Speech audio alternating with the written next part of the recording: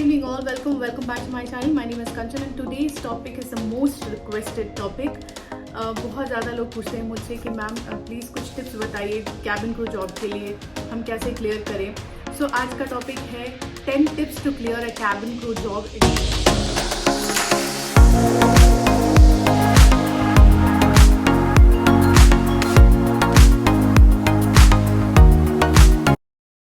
सो सबसे पहला और इम्पॉर्टेंट टिप है research about the company and your job profile well before you go for interview.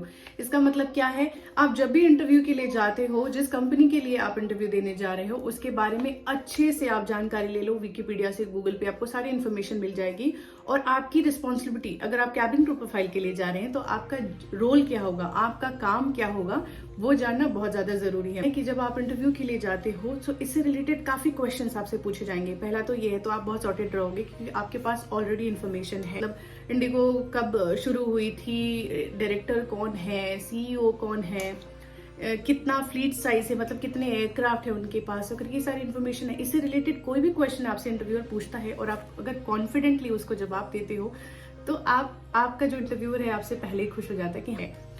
और जो जॉब प्रोफाइल है, अगर इसके बारे में आप रिसर्च करते हो कि मेरा काम क्या होगा, मुझे कस्टमर से डील करना होगा, इसमें बहुत सारा कम्युनिकेशन है, ये सारे पॉइंटर्स आपको जब ऑलरेडी पता रहेगा तो आपका माइंड प्रिपेयर रहेगा उस काम को करने के लिए. सेकंड जो टिप है बहुत इंपॉर्टेंट है, अराइव बिफोर टाइम और on time at your location.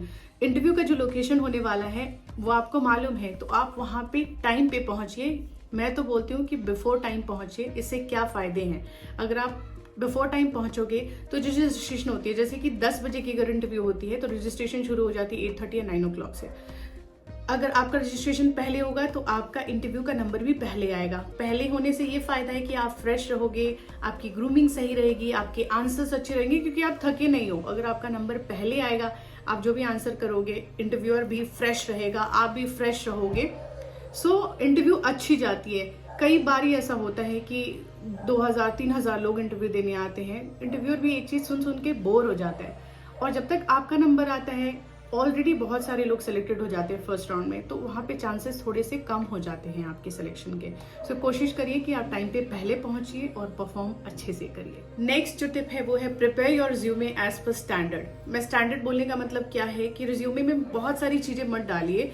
1-2 sample देखिए आप, अच्छा रिज्यूम कैसे बनाना है आपको, तो उसमें उतनी ही डिटेल्स डालिए जितनी जरूरत है. क्योंकि मैं ये नहीं कहूंगी कि एयरलाइन में बहुत ज्यादा इंपॉर्टेंट है अच्छा रिज्यूमे बनाना और बहुत ज्यादा इफेक्ट करता है आपका रिज्यूमे आपके इंटरव्यू को, बट हाँ एक सिग्निफिकेंट रोल प्ले करता है. अगर आपने अच्छी रिज्यूमे बनाई है और इंटरव्यूअर उसको देखता है 5 सेकेंड 10 सेकेंड के लिए, तो चांसेस हैं कि वो आपके रिज्यूमे देखकर भी इम्प्रेस हो सकता है आपसे.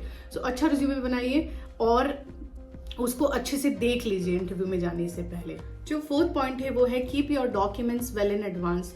एक किसी भी एयरलाइन के लिए अगर आप जाते हो इंटरव्यू के लिए तो लिस्ट ऑफ डॉक्यूमेंट्स लिखी होती है कि आपको ये चीजें कैरी करनी है, रिज्यूमे कैरी करना है. जो लिस्ट ऑफ डॉक्यूमेंट्स होते हैं जिसमें आपका रिज्यूमे होता है, फुल लेंथ फोटोग्राफ होता है, पासपोर्ट साइज फोटोग्राफ होता है, आपके 10th की मार्कशीट, 12th की मार्कशीट, ये सारी चीजें आप पहले से ही तैयार. नेक्स्ट टिप जो है वो मेरा पर्सनल फेवरेट है, that is grooming and your personal hygiene. ठीक है, सबसे पहले ये समझते हैं कि ग्रूमिंग और पर्सनल हाइजीन क्या है. लोग समझते हैं हाइजीन ग्रूमिंग सब एक ही है, बट नहीं है ऐसा. ग्रूमिंग जब आप अपने फेस पे अप्लाई करते हो, कुछ जैसे आपने फाउंडेशन लगाया, अच्छी शेड की लिपस्टिक लगाई टू ग्रूम योरसेल्फ, अच्छा दिखने के लिए, वो हो गया आपका ग्रूमिंग.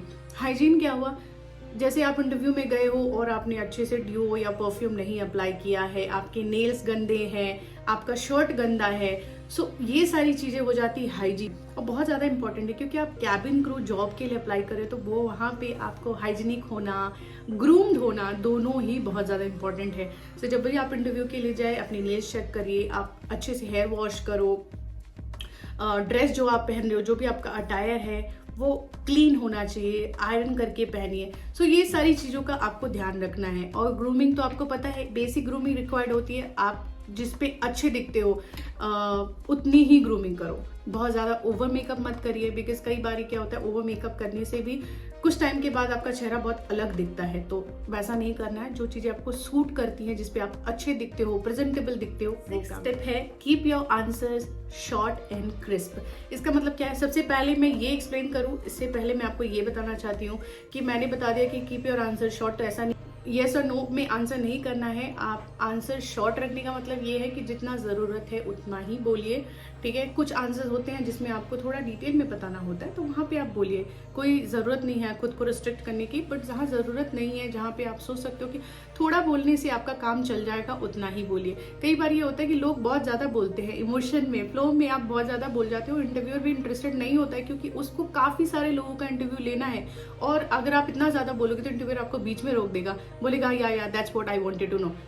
तो बेटर है कि आप खुद से ही एंड करो, आपका कम्युनिकेशन अच्छे से फिनिश करो, टू द पॉइंट आंसर बोलो और इतना बोलो जितना जरूरत। सो सेवेंथ जो टिप है वो है कम्युनिकेशन स्किल। ये मेरा फेवरेट है बिकॉज हम जिस प्रोफाइल के बारे में बात करें वहाँ पे कम्युनिकेशन का बहुत बड़ा रोल है।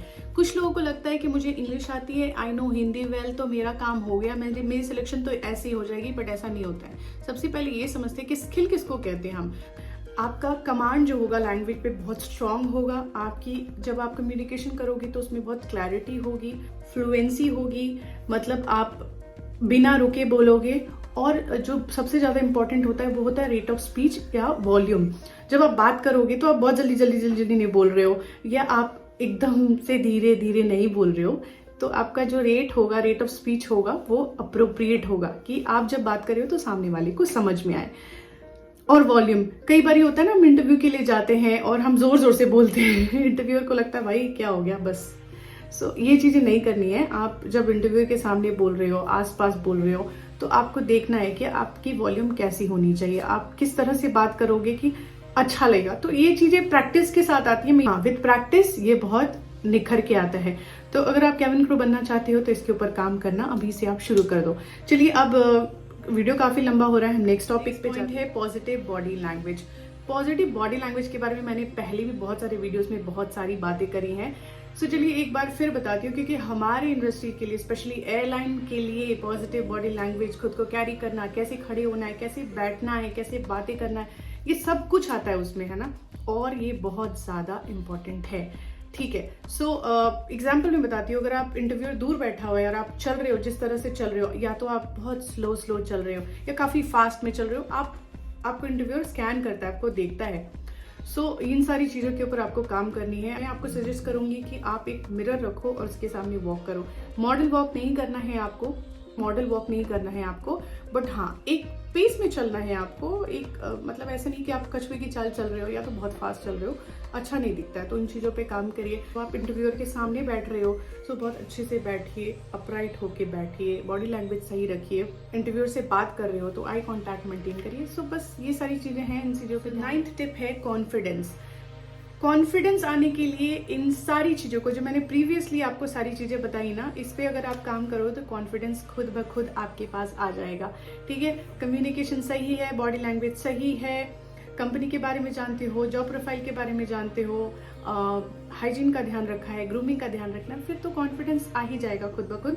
और अगर आपको लगता है कि किसी चीज़ से आप नर्वस होते हो तो उसके ऊपर काम करिए। कम्युनिकेशन हो, बॉडी लैंग्वेज हो, कोई भी चीज़ हो, उसके ऊपर काम करिए। कॉन्फिडेंस आपको इन्फॉर्मेशन के साथ आती है। अगर आपको इन्फॉर्मेशन पूरी है एयरलाइन के बारे में, चीज़ों के बारे में, तो फिर आप नर्वस होगे नहीं।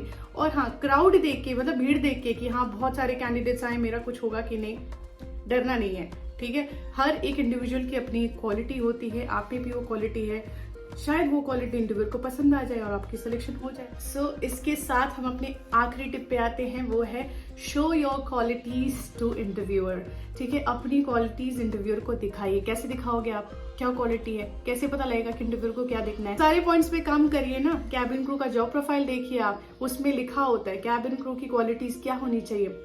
अगर है तो अच्छी बात है, नहीं है तो दिखाओ कि हाँ आप में ये क्वालिटी है। You are humble, you can handle difficult situation, you can smile, you can walk with grace.